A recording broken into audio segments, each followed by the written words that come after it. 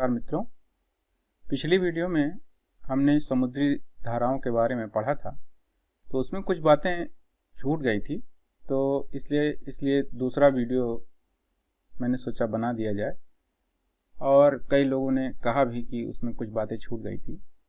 हालांकि मैंने ये बात कही थी कि जो है समुद्र विज्ञान और जब जलवायु विज्ञान पढ़ेंगे तभी उसमें सब चीज़ हम समझ सकते हैं। लेकिन चलिए कोई बात नहीं, परीक्षा के दृष्टिकोण से आज हम पुनः उसे एक बार फैक्ट के रूप में देखेंगे। कॉन्सेप्ट तो हम उसमें कुछ देख लिए थे, अगर आपको कॉन्सेप्ट देखना हो तो उस वीडियो में आप देखिए।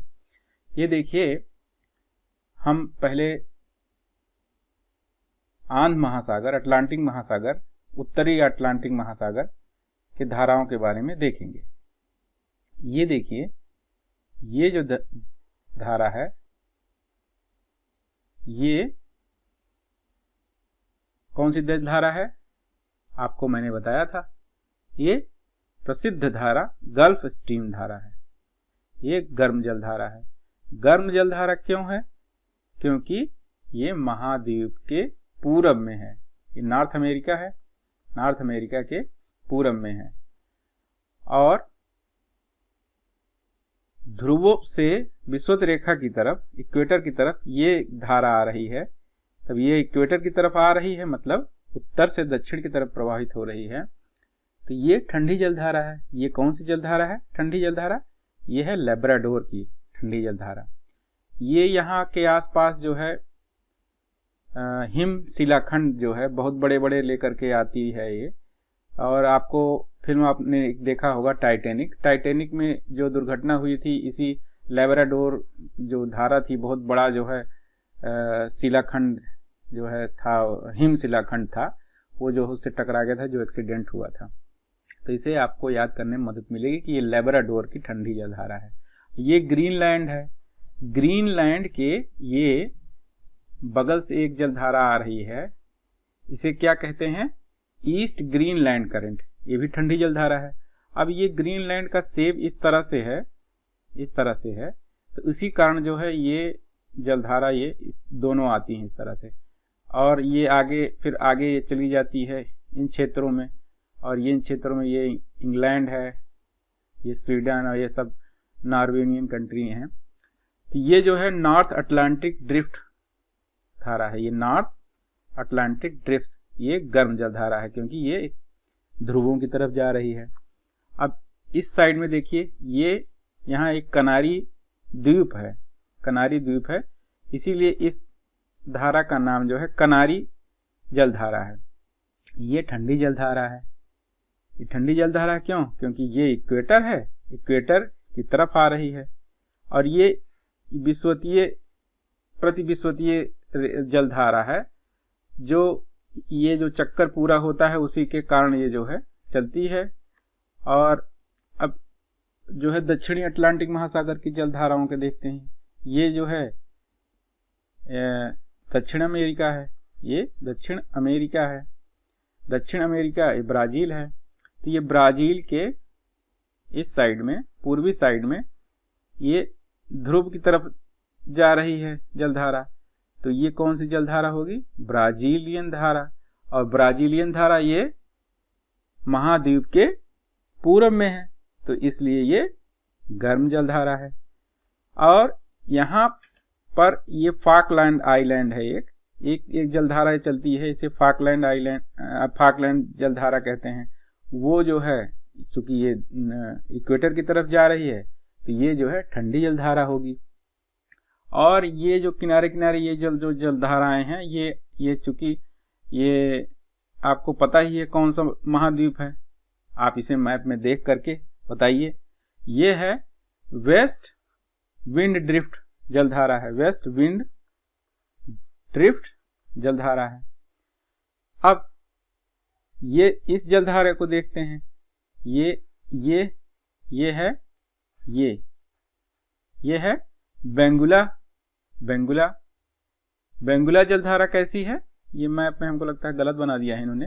ये बेंगुला जलधारा कैसी है? ये महाद्वीप है अफ्रीका महाद्वीप के किस साइड में? पश्चिम साइड में। तो ये क्या होगी? ठंडी जलधारा होगी।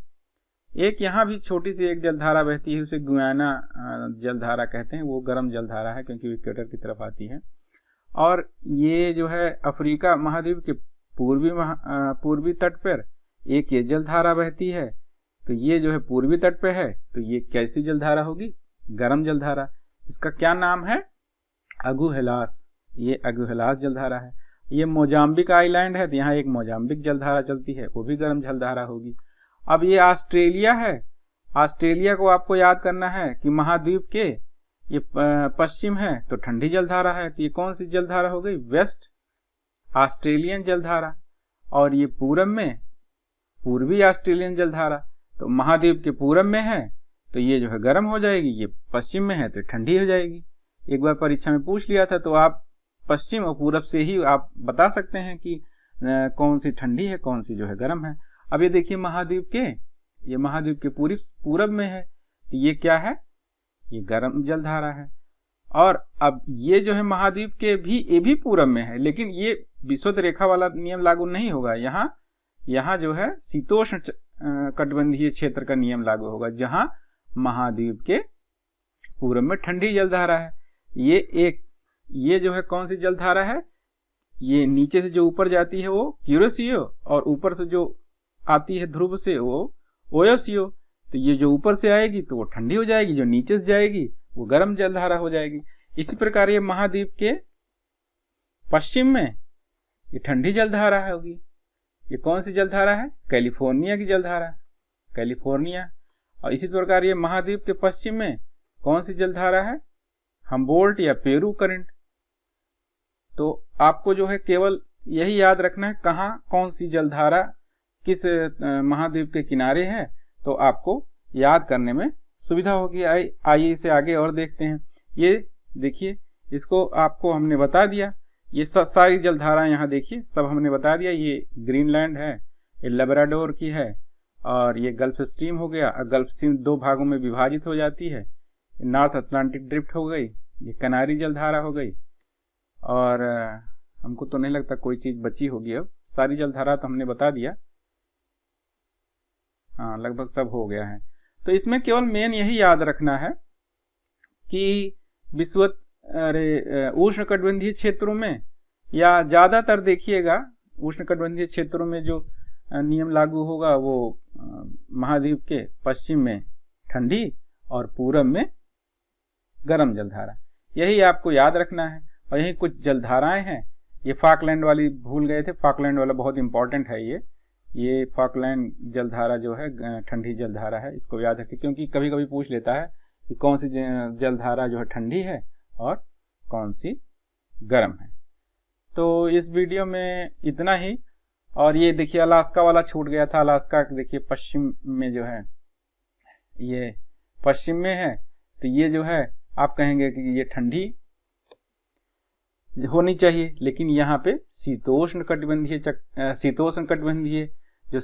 कटिबंधीय वाला नियम था, मैंने पिछले वीडियो में बताया था, वो नियम लागू होता है यहाँ पे। ठीक है, तो आपने जो है संक्षेप में इसे फिर से पढ़ लिया। और जो है समुद्र विज्ञान जलवायु विज्ञान जब बता देंगे पूरा सही से, तब आपको और भी बहुत सारे इसमें कॉन्सेप्ट हैं, जैसे ये तट के ये बनावट के कारण ये 2 भागों में बट गई, इसलिए इधर आ गई, ये इधर आ गई। और इसमें कोरियालिस बल का भी प्रभाव पड़ता है। देखिए चक्कर ऐसे जो है होता है, ये चक्कर ऐसे काट रहा है उत्तरी गोलार्ध में, ये ऐसे, और दक्षिणी गोलार्ध में जो है कोरियालिस बल का अलग प्रभाव पड़ता है, और उत्तरी गोलार्ध में अलग प्रभाव पड़ता है। हर चीज पर कोरियालिस बल का प्रभाव पड़ता है, वो सब डिटेल में जो है अगली वीडियो में हम करेंगे। तो आपको ये वीडियो कैसा लगा आप बताइए, और जो है इसमें कमेंट करिए, और चैनल सब्सक्राइब कीजिए। मैं छोटी छोटी वीडियो लाकर अभी परीक्षा के दृष्टिकोण से पीटी के लिए, प्रारंभिक परीक्षा पीसीएस और यूडीए के लिए जल्दी से तैयारी कराने की कोशिश करूंगा। और इसके बाद जब मेंस का होगा तो मेंस में हम डिटेल में ज्योग्राफी का, पर्यावरण का और इकोनॉमिक्स का, इन सब का अध्ययन करेंगे। आप चैनल सब्सक्राइब कीजिए, बेल की घंटी दबा दीजिए, तो जिससे आपको नोटिफिकेशन मिलता रहेगा। चलिए, धन्यवाद।